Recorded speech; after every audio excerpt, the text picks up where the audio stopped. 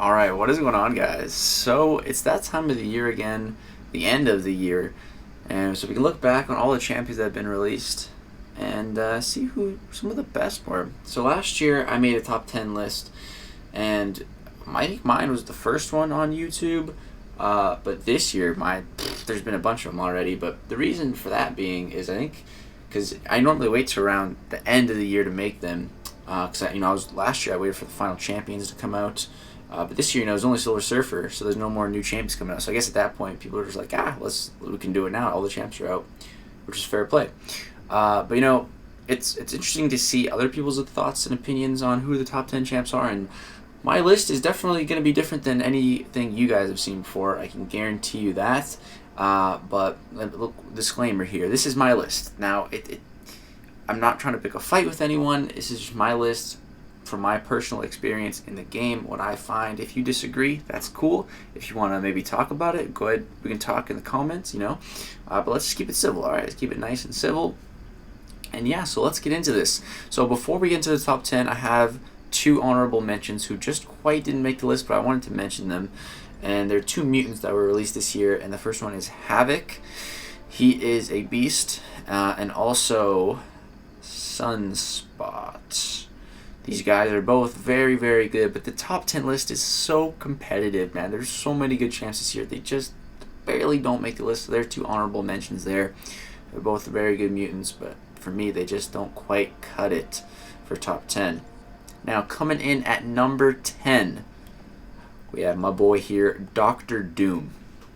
So Dr. Doom, man, it's crazy. Like, there was so much hype for him, and then he came out and was like, and then now, he's back to, he's not quite, he doesn't quite reach the hype level that people set for him, because people set such high expectations, and it's like, bro, those aren't attainable.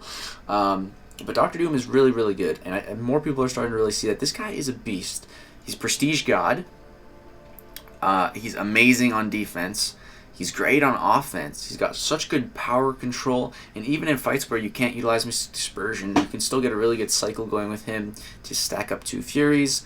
Dave made a great video showcasing that, and I use that strategy. It is great, dude. I'm really liking Doom. His damage output's actually pretty great. He's got some decent immunities and some decent utility, and the power control is really nice. So I think Doom definitely claims a top 10 spot. But like I said, it's very competitive. So yeah, he makes number 10. Coming in at number 9, probably an unexpected pick, and that is Stealth Spidey. So again, like I said, this list is going to be like nothing you've seen before. So Stealth Spidey, I recently took him to rank 5, and I have been using him so much in Alliance War, dude. This guy has been putting in work this season in Alliance War, man.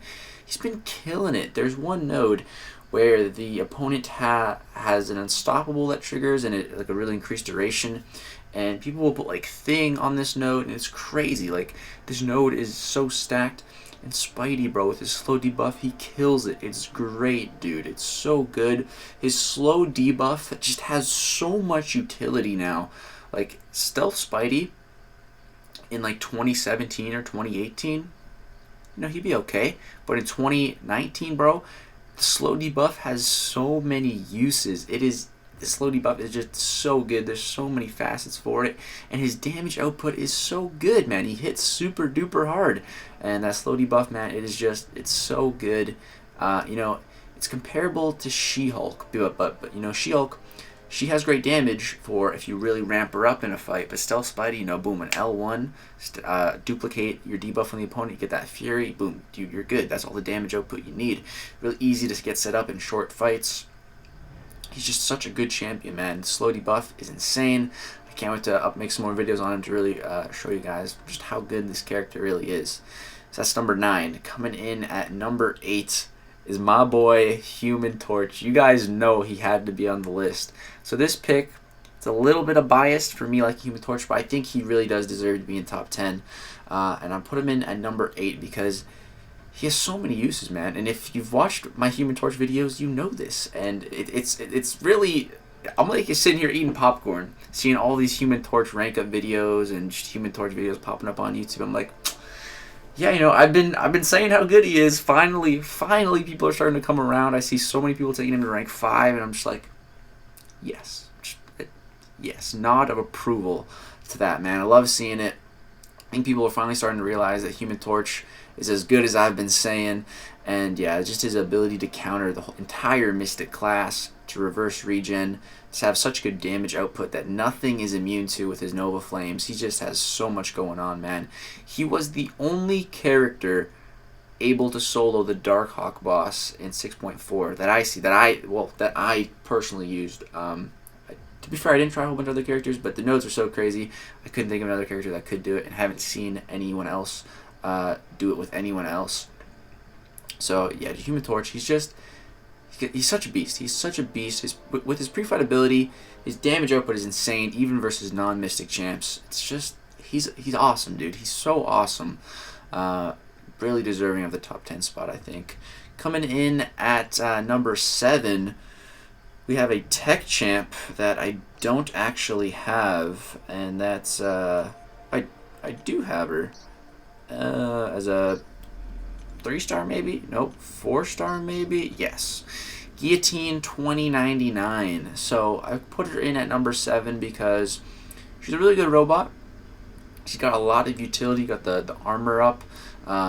Has the power drain and the power, some health steal, I think, with some of her pre-fight abilities, which is great, but really her ability to finish a fight with an L3, and then the next fight, dude, your damage output is insane. This champion's capability of ramp up damage is like so insane that we can't even see the full potential right now with the current content in the game. We can't see her at a 600 hit combo, which is where her ramp up ends, I believe, because nothing can survive that long against her, which is just crazy. I cannot wait to see how she does in Abyss. All around really solid character, great immunity. She's a robot, so got that going for her. Really, really solid character there. Coming in at the number 6 spot on the list, we have my girl Clairvoyant. So, dude, Claire, I think she's the best Mystic champ in the game. It's hard to say. If you run Suicides, then yes, she's gonna be the best Mystic for you. But if you don't run Suicides, I'd probably rather have a Sim Supreme. Dude, Clairvoyant, she is just such a strong Mystic champion. She has great Nullify. She has triple immunities that you can control. And I've heard some people say like that it's bad because you have to switch to it. But dude, if you can really master the Clairvoyant style and get her playstyle down, it's so good. It's so good. She's so good for the clapback node. It's really easy to switch her immunity stances. There's only like a couple matchups where it's bad, like for example against Human Torch, because you have to do 2 combos to switch her into to be Incinerate immune, and using a Mystic versus Torch, it's just not a good idea. That's like one of the very few matchups where it really does hinder you. But dude, Clairvoyant, she is just such a beast, and my favorite thing about her is on her L2, she applies a buff immunity, which is the first of its kind. Really strong utility because Mystic champs, a counter to them is a node. I can't think of what it's called, but it basically lowers the chance to be nullified. But Claire doesn't care. Her L2 nullifies all buffs on the opponent because it makes them immune to them. So, for example, Angela's Awakened ability, the more buffs she has, the more or less of a chance for her to be nullified. Clairvoyant's L2 takes rid of all those buffs. It doesn't matter how high your chance. It can be 100% to not be nullified. It doesn't matter. If she applies the buff immunity, you lose all your buffs because you're immune to them. It's the strongest nullify in the game, essentially, because it's not even really a nullify. It's something else. And it's so useful. Such a beast of a champion, man. Definitely think she's better than Dr. Doom. And if you run Suicides, it might be the best Mystic in the game. Coming in at number 5 is a tech character that I do not have, and that is Warlock. So now that we've reached the top 5 list, I'm pretty sure everyone can agree that these are the top 5 best champions that have come out this year. But it's definitely going to vary from person to person where you put these top 5 champs. So for me, Warlock gets put in at number 5, and you might be like, oh, you don't even have him. How would you know? And to that, I say I did have him for the content creator program, and when I did have him, I was a really big advocate of him, and a lot of people in the community were trash talking him, man. about how bad his damage output was, and it was really only me and Dave that were really in this guy's corner at the very start, before the start, because this was before he was released, that were sticking up for Warlock and saying that this guy's good, like he's got a lot of utility, and I still think that, but it's just the other champions above him, it's very competitive for this top 5 spots. Even making this top 5 is something of an achievement. I think Warlock's great. The reason why he just doesn't quite cut it for top 5, he's a utility god for sure. He's got some great damage output, but all the characters above him have that same level of utility or close to it, but just a greater damage output. So that's just the thing, just barely holding him back. But I mean, just making a top 5 is impressive, man. Nonetheless, Warlock is a beast, and I really hope to get him. But he's right behind Nick Fury as my most wanted champ. Right behind Nick Fury, man. So that's how bad I want him. So yeah, coming in at number 4, we have my girl Captain Marvel. So if you don't have the Nick Fury synergy, then I'd put Warlock above Captain Marvel. If you do have just the Nick Fury synergy, I'd put Captain Marvel above Warlock. So take that as it is. Captain Marvel with like a full synergy team behind her is so insane, dude.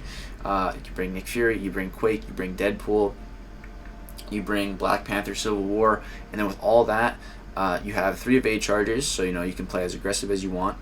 You have a regen at the start of every fight if you're on suicides. You have extra crit chance at the start of the fight, it's like 50% crit chance. Like, dude, it's so crazy. But as long as you have Nick Fury, dude, Captain Marvel, her damage output is phenomenal. The indestructible just gives so much utility. There's so much you can do with an indestructible because you just take no damage. That can really literally be applied to so many areas of the game. And while she only has truly poison immunity, you can make it so that you finish a fight at about 23 ignition charges, go into the next fight, let's say it's a shock node, you parry, boom, you purify all debuffs, that shock's gone. So you can use her in ways for stuff that she's not immune to, and get immunity to it at the start of the fights like that. Also, Cold Snap, Incinerate, and Shock all counts as energy damage for her, so if you have that debuff on her, it's just going to help her get to Binary Ignition that much faster. So, while she only has Poison immunity, she has more immunity, technically, and with that Indestructible up, she's immune to everything. So, it's pretty nice. So, she makes it at the number 4 spot. Coming in at the number 3 spot is my boy Namor. So, Namor, dude, he's so crazy. He can do so much in this game. It is literally so insane. And on top of all of this man's utility, he's got the damage output to back it, right? Like, holy crap, this guy really hits hard once you set him up with 2 Furies, Imperious Rex. Boom, you're dropping special after special. You're hitting over 100k hits. If you crit, it is nutty damage. And what I love about Namor is, like, you can pretty much take him in against any node. Not any node, but against so many nodes. And if you're full health, there's a good chance you're going to make it out alive. Like, even in dungeons, I've fought dungeon bosses where you degen 1% per second or per tick. Bring in Namor, stay aggressive, bro. You're reflecting all that degen damage. You're avoiding it. It's just so much damage mitigation, and it's all damage in the game. It's just so much in this guy's kit. If you got him at Sig 200, it is insane. Namor definitely makes it to top 3. I think these are pretty undisputable top 3 for me, at least. You can really put it in any order for these 3 champs. So yeah, for me, I put Namor at number 3. Coming in at number 2, there's only 2 champions left, guys. I'm sure you know who they are. So at number 2, we have the guy I want the most, and that's Nick Fury. So originally, I had Nick Fury at number 1, but I bumped him down to number 2 because I was thinking about it a lot more. And I'll say why once we talk about the number 1. But yeah, Nick Fury coming in at number 2. This guy is just so insane. His sheer damage output from the bleeds alone is some of the best damage over time in the game. I think Human Torch and Omega have the best damage output, damage over time in the game, just because nothing's immune to it. But if they're not bleed immune, dude, and no bleed resistance, then Nick Fury's is just, it's so crazy, dude. The damage output on this guy is nuts. I really like the way Nick Fury works with his 2 lives essentially. Or you can just run through with the first Nick Fury, and then, oh no, you died. Boom, you trigger the second Nick Fury. Or you can just kill off the first Nick Fury and then get into a playstyle where you're playing below 30% with the second Nick Fury. A little risky, but it's worth it. The reward is worth it of being the damage output that you're getting with the Fury's buff and more tactical charges. You can get to a point where you're completely unblockable for an entire fight, and it just being unblockable is like one of the, you feel like a god. It's so great. After using Aegon at a full combo, it's so awesome. And with Nick Fury, you can kind of get to a similar point. Once you are using the real Nick Fury, stack up those 15 tactical charges or however much it takes. It's great. And on top of all that, Nick Fury also counters evade and miss with only 5 charges, which is just so huge. Miss is such a crazy mechanic, and being able to counter is so useful. Nick Fury is pretty much a built-in slow. He's kind of like Stealth Spidey slow, but he just doesn't quite counter unstoppable. But man, Nick Fury, what a champ. There's no wonder I want him so badly, man. I want this guy so badly. So that's the number 2 spot. And coming in at the number 1 spot on my list for champions released in 2019 is Thing. So the reason I put Thing at the top is because he is just so versatile. Like, seriously, Alliance War defense, Alliance War offense, Alliance quest, questing, Legends runs. So many, like, this guy has a use for everything. You can use him everywhere, man. And he's good everywhere. He's an amazing defender. He's an amazing attacker. And now a lot of people say that, you need to have the synergies with Thing. It's not true. Thing at his base, bro, he's a beast. It just takes a little while longer to build up his Furies and everything.